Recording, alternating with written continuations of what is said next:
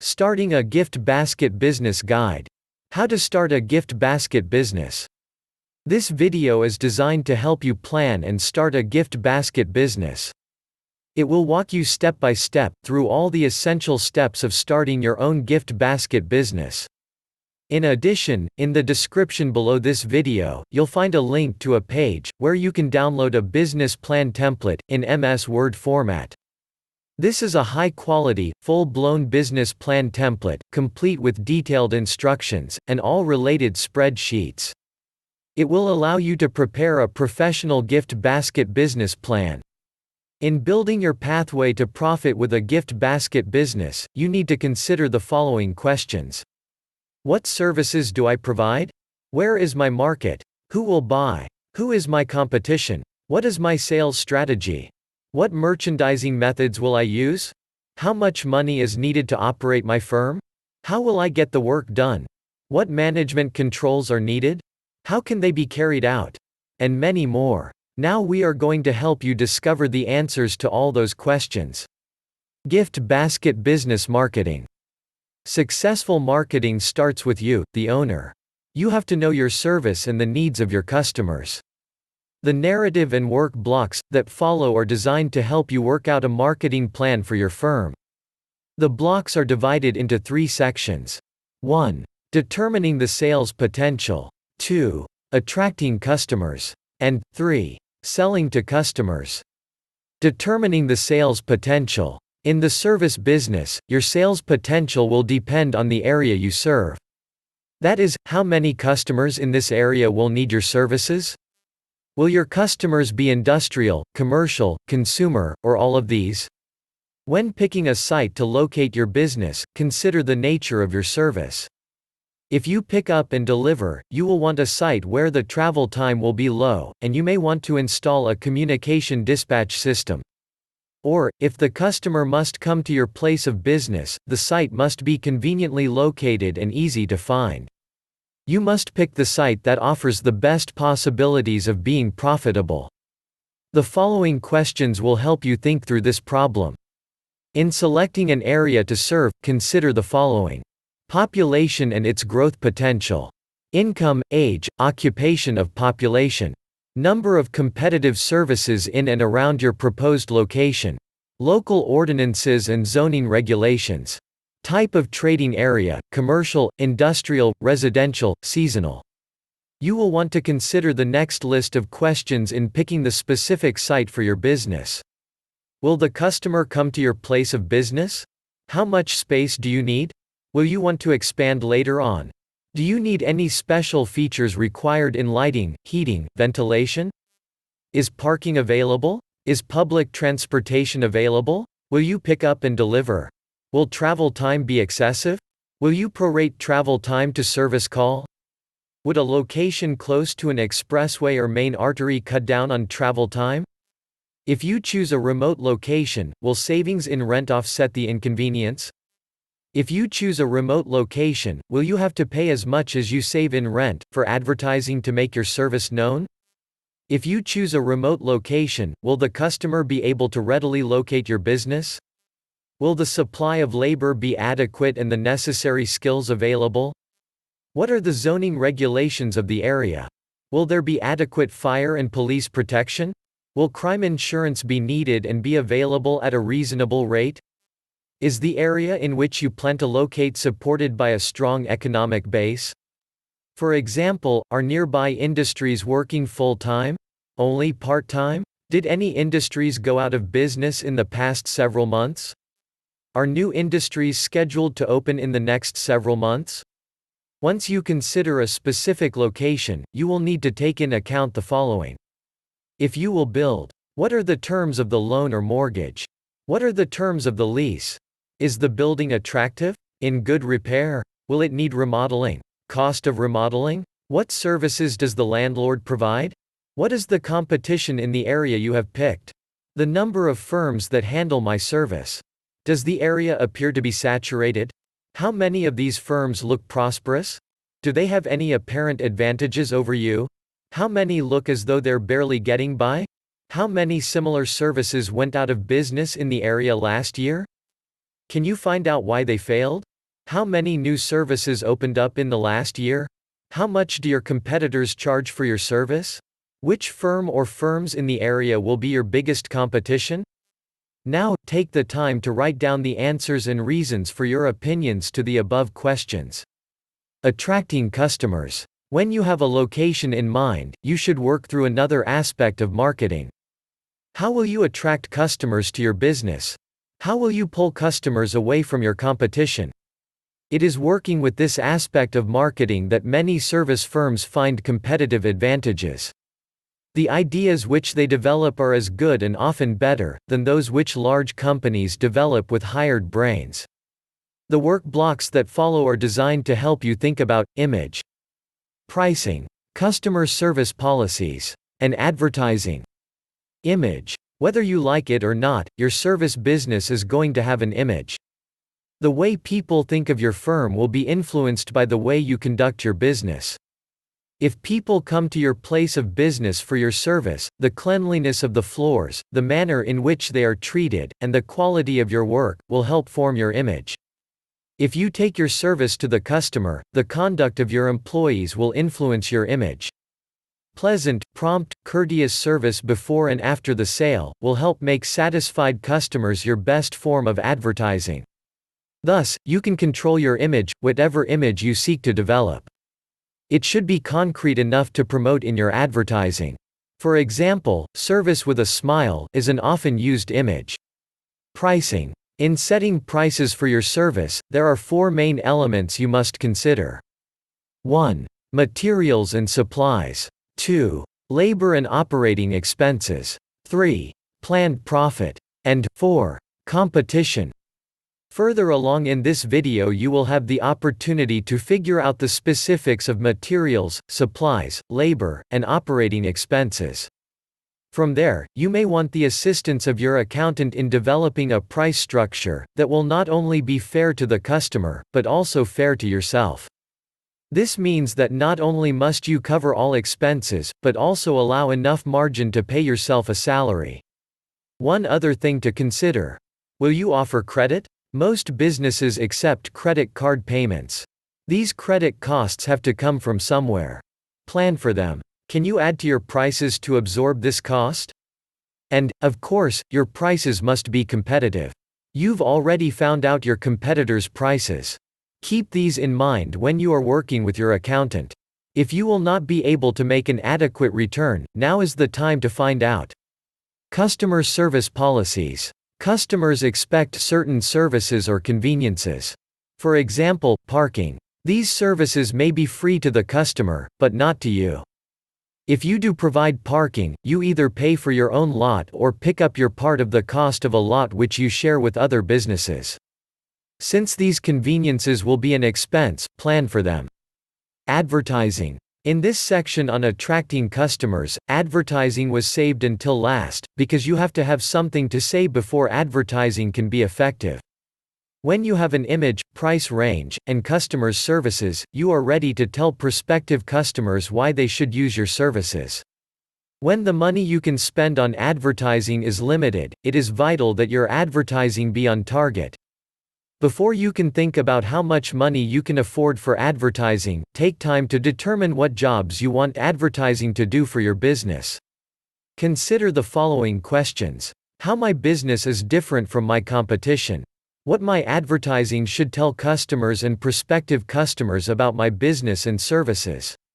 When you have these facts in mind, you now need to determine who you are going to tell it to. Your advertising needs to be aimed at a target audience. Those people who are most likely to use your services. Take the time to describe your customers in terms of age, sex, occupation, and whatever else is necessary depending on the nature of your business. Now you are ready to think about the form your advertising should take and its cost. You are looking for the most effective means to tell your story to those most likely to use your service. Ask the local media, online ads, newspapers, radio and television, and the printers of direct mail pieces for information about the services and the results they offer for your money. How you spend advertising money is your decision, but don't fall into the trap that snares many advertisers. As one consultant describes this pitfall, "It is amazing the way many managers consider themselves experts on advertising copy and media selection, without any experience in these areas. You should allocate an advertising budget for the next 12 months. Your task in determining comes down to, how much can I afford to spend and still do the job that needs to be done?" Selling to customers. To complete your work on marketing, you need to think about what you want to happen after you get a customer. Your goal is to provide your service, satisfy customers, and put money into the cash register. One-time customers can't do the job. You need repeat customers to build a profitable annual sales volume. When someone returns for your service, it is probably because he was satisfied by his previous experience. Satisfied customers are the best form of advertising. If you previously decided to work only for cash, take a hard look at your decision. Customers like to buy on credit. Often a credit card, or other system of credit and collections, is needed to attract and hold customers. Fixtures and equipment. No matter whether or not customers will come to your place of business, there will be certain equipment and furniture you will need in your place of business, which will allow you to perform your service. Take the time to list that equipment and its cost. Parts and material. You will probably need some kind of parts or material to provide your service. Take the time to list them and their cost to you. Before you make any supply arrangements, examine the supplier's obsolescence policy. This can be a vital factor in service parts purchasing. You also look at the supplier's warranty policy. Now that you have determined the parts and materials you'll need, you should think about the type of stock control system you'll use. A stock control system should enable you to determine what needs to be ordered on the basis of 1. What is on hand? 2. What is on order? 3. What has been used? Overhead. Take the time to list the overhead items which will be needed. Examples are rent, utilities, office help, insurance, interest, telephone, postage, accountant, payroll taxes, and licenses, or other local taxes. If you plan to hire others to help you manage, their salaries should be listed as overhead. Getting the work done. An important step in setting up your business is to find and hire capable employees. Then you must train them to work together to get the job done. Obviously, organization is needed if your business is to produce what you expect it to produce, namely profits. Organization is essential because you as the owner cannot do all the work. As your organization grows, you have to delegate work, responsibility, and authority. A helpful tool in getting this done is the organization chart. It shows at a glance who is responsible for the major activities of a business. As an additional aid in determining both what needs to be done and who will do it, list each activity that is involved in your business. Next to the activity, indicate who will do it. You may do this by name or some other designation, such as worker number 1. Remember that a name may appear more than once. Put your plan into dollars. At this point, take some time to think about what your business plan means in terms of dollars. This section is designed to help you put your plan into dollars. The first question concerns the source of dollars. After your initial capital investment, the major source of money is the sale of your services. What dollar volume of business do you expect to do in the next 12 months? Expenses. In connection with your annual dollar volume of business, you need to think about expenses. If, for example, you plan to do $100,000 in business, what will it cost you to do this amount of servicing? And even more important, what will be left over as profit at the end of the year? Never lose sight of the fact that profit is your pay. Even if you pay yourself a salary for living expenses, your business must make a profit if it is to continue year after year, and pay back the money you invested in it. Whether you have the funds, savings, or borrow them, your new business will have to pay back these startup costs. Keep this fact in mind as you work on the expenses section, and on other financial aspects of your plan. Is additional money needed? Suppose at this point you have determined that your business plan needs more money than can be generated by sales. What do you do? What you do depends on the situation. For example, the need may be for bank credit to tide your business over during the lean months. This loan can be repaid during the fat sales months when expenses are far less than sales. Adequate working capital is necessary for success and survival. Whether an owner seeks to borrow money for only a month or so, or on a long-term basis, the lender needs to know whether the business financial position is strong or weak. Your lender will ask to see a current balance sheet. Control and feedback. To make your plan work, you will need feedback. For example, the year-end profit and loss statement shows whether your business made a profit or loss for the past 12 months. But you can't wait 12 months for the score. To keep your plan on target, you need readings at frequent intervals. A profit and loss statement at the end of each month, or at the end of each quarter, is one type of frequent feedback. However, the income statement or profit and loss statement, P&L, may be more of a loss than a profit statement if you rely only on it. You must set up management controls which will help you to ensure that the right things are being done from day to day, and from week to week. In a new business, the record-keeping system should be set up before your business opens. After you're in business is too late. For one thing, you may be too busy to give a record-keeping system the proper attention. The control system which you set up should give you information about stock, sales, and disbursement. The simpler the system, the better. Its purpose is to give you current information. You are after facts with emphasis on trouble spots. Outside advisors, such as an accountant, can be helpful. Stock control. The purpose of controlling parts and materials inventory is to provide maximum service to your customers, and to see that parts and materials are not lost through pilferage, shrinkage, errors, or waste. Your aim should be to achieve a high turnover on your inventory. The fewer dollars you tie up in inventory, the better.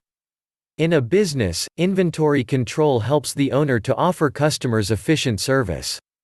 The control system should enable you to determine what needs to be ordered on the basis of 1. What is on hand, 2. What is on order, and 3. What has been used. In setting up inventory controls, keep in mind that the cost of the inventory is not your only cost. You will also have costs such as the cost of purchasing, the cost of keeping control records, and the cost of receiving and storing your inventory. Sales. In a small business, sales slips and cash register tapes give the owner feedback at the end of each day. To keep on top of sales, you will need answers to questions such as: how many sales were made? What was the dollar amount? What credit terms were given to customers? Disbursements. Your controls should also give you information about the dollars your company pays out. In checking on your bills, you do want to know what major items, such as paying bills on time to get the supplier's discount, are being handled according to your policies. Your review system will also give you the opportunity to make judgments on the use of funds. In this manner, you can be on top of emergencies as well as routine situations. Your system should also keep you aware that tax monies, such as payroll income tax deductions, are set aside and paid out at the proper time. Break-even. Break-even analysis is a management control device, because the break-even point shows how much you must sell under given conditions in order to just cover your costs with no profit and no loss. Profit depends on sales volume, selling price, and costs. Break-even analysis helps you to estimate what a change in one or more of these factors will do to your profits. Put your plan into action. When your plan is as near on target as possible, you are ready to put it into action. Keep in mind that action is the difference between a plan and a dream. If a plan is not acted upon, it is of no more value than a pleasant dream that evaporates over the breakfast coffee.